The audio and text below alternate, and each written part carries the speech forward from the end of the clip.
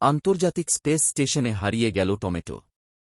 নাসার মহাকাশচারী Frank Rubio আন্তর্জাতিক মহাকাশ স্টেশনে ২ মার্চ ২০২৩ তারিখে ফসল কাটার কিছুক্ষণ পরেই একটি বামন টমেটোর ধরন হারিয়ে ফেলেন।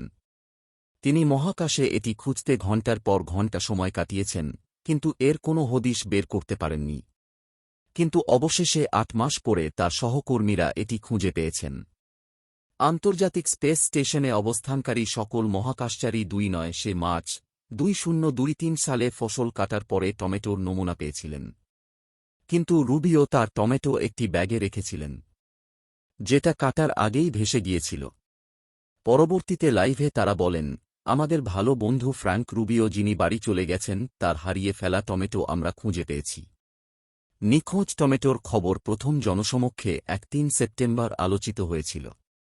সেপ্টেম্বরে আইএসএস লাইভ স্ট্রিমের সময় রুবিও বলেন, টমেটোটি খুঁজতে ৮ থেকে ২০ ঘণ্টা সময় ব্যয় করেছি, তাও পাইনি।